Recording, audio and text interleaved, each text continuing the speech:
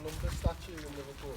Yeah. Liverpool was the only British city to have a Columbus statue up until 1992, when London got one to commemorate the 500th anniversary of them discovering the Americas.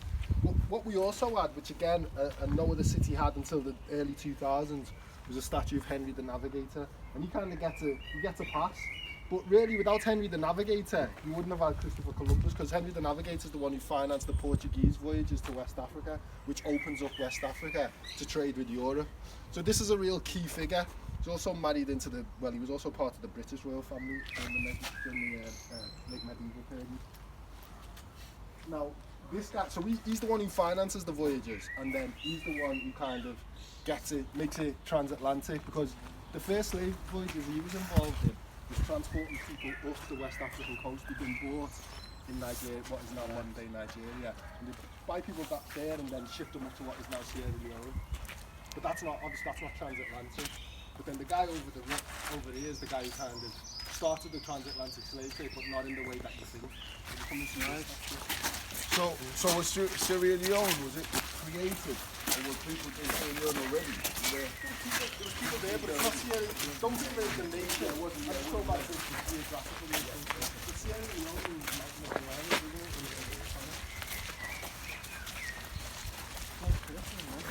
So this is obviously the statue of Columbus. And what's interesting is the guy who paid for this was a man called Henry Yates Thompson. Not only did he pay for the glass house, but he paid for all the statues that are around. And he was an antiquarian. He was very interested in books, rare books, and his rare book collection now is in the British Library. All these illuminated manuscripts. But again, he was a man who inherited as well, so he didn't have to have a 9 to 5. And obviously when you don't have a 9 to 5, you can use your time for more creative and cultural pursuits. So he was very well read. And he's the one who actually had the inscription put on the plinth. So if you check out the inscription there, it says, "The discoverer of America was the maker of Liverpool." So that really sums it up. Do you know what I mean? It sums it up. And it's not just, I mean, what I usually say is, you should have had something similar over there, because the man who opened up West Africa for for European exploitation is also someone who made Liverpool, because throughout both the 18th and 19th century it would be trade not only with the Americas, but also with West Africa particularly, that would be responsible for Liverpool's continued growth. In the 18th century, it was the trade in enslaved people. In the 19th century, it was the trade in the goods that enslaved people produced, including West African palm oil. Without West African palm oil, you wouldn't have had the soap industry, which is synonymous with this area, with the area around Cheshire, which also leads on to the development of a really well-established chemical industry.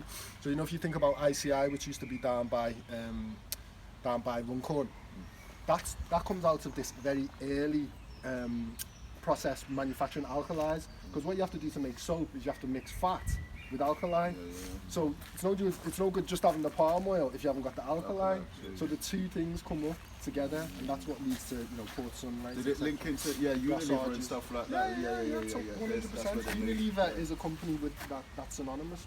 That's why they keep the archives. The archives for Unilever are at Port Sunlight to this day. If you want to go and read the Unilever archives, you've got to come to Port Sunlight. So this is another one of those legacies of slavery. Not just the statues, the building itself. Because this man's family who paid for it, 3 different branches of his family were all involved in the slave economy. One set was the Brooks family. Have you seen the slave ship? The picture of the slave ship with all the enslaved people laid out. That was actually owned by the man who paid for this, his ancestors.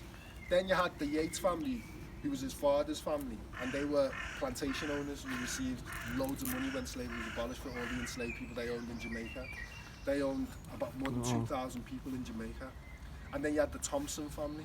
The Thompson family were a family who made their way through a bank called the Hayward's Bank, which was founded in Liverpool in 1773 by this, a multi-generational family of slave traders, who then set up a bank, because that's what many of them did. So many of the banks that are part of the big banks now were founded by merchants who were involved in slavery. But again, we don't kind of talk about that. But if the reparations movement was to get any weight, there's banks that you can go to now that have still got the names of the slave traders or owners of enslaved people that founded them back in the 19th century. So the money's there. We just, you know, we're not like the Jewish people, are we? We don't really commit to doing this type of stuff. But, you know, we need to, totally. Maybe it's coming.